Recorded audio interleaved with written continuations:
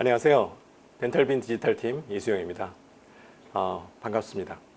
오늘은 선생님들과 함께 원데이 싱글 비짓 덴티스트리에 대해서 말씀을 나눠볼까 합니다.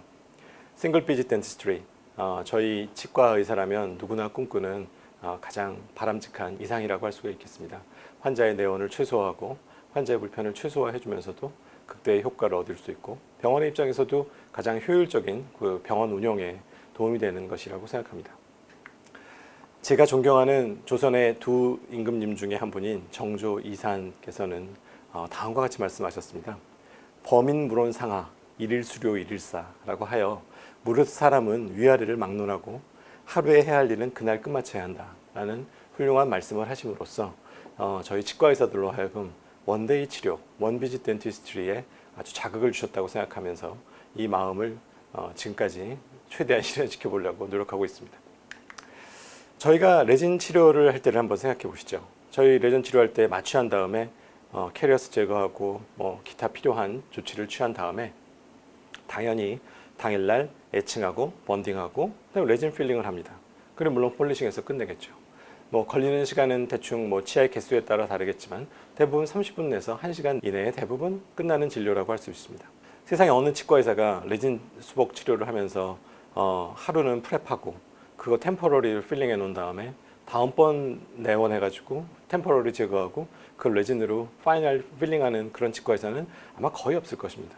물론 특별한 경우가 엔도를 해야 될지 좀 고민이 된다거나 치수가 조금 노출됐다거나 하여간 특별한 이유 이외에는 당연히 원비짓으로 끝내는 것이 통상적인 일이라고 할 수가 있겠습니다.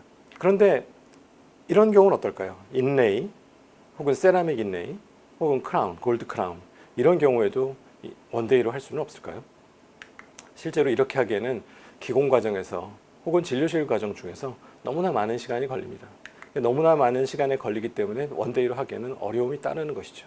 지금 보시는 바와 같이 임프레션을 뜨기 위해서는 코드도 꼽아야 되고 임프레션 뜨고 거기에 스톤 붓고 또 다이를 만든 다음에 스페이서 바르고 왁스업하고 메몰하고 캐스팅하고 스프루 커팅하고 폴리싱하고 이런 등등의 많은 일을 하기 위해서는 엄청나게 많은 시간이 걸리게 됩니다.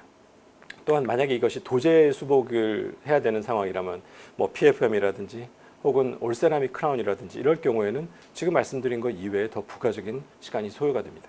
도저히 원데이로 끝내기에는 어렵습니다.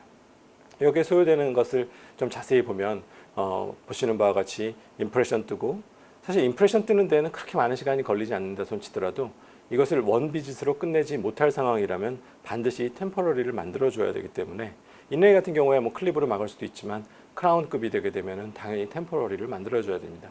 여기서 소요되는 시간이 거의 한 45분 정도 걸릴 수 있다고 할 수 있겠습니다. 떠진 임프레션은 이제 기공실로 보내서 스톤 모델을 만들고 또 모델을 2차 포어링해서 다이를 만드는 작업까지 해야 됩니다.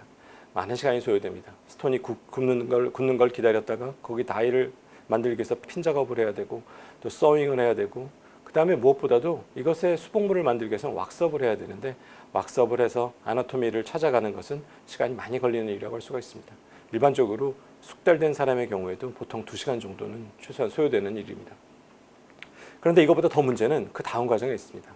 만들어진 왁스 패턴을 메몰하고 또 메몰제가 굳기를 기다리고 소환하고 그리고 이걸 또 캐스팅을 해야 되고 캐스팅한 이후에 스프루 자르고 기타 나머지 과정을 거치는데 보통 4시간에서 5시간 정도 소요되는 아주 긴 작업이라고 할 수 있습니다.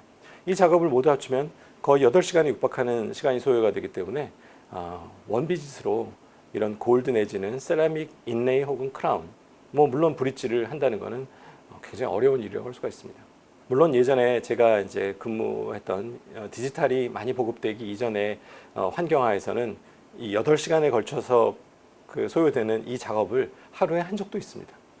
환자가 너무 급한 상황이라고 얘기를 해서 아침 일찍 환자를 내원시킨 다음에 프랩하고 지금 보여드린 이 모든 과정을 거쳐서 저녁 늦게쯤 세팅을 해줘 본 기억이 있습니다.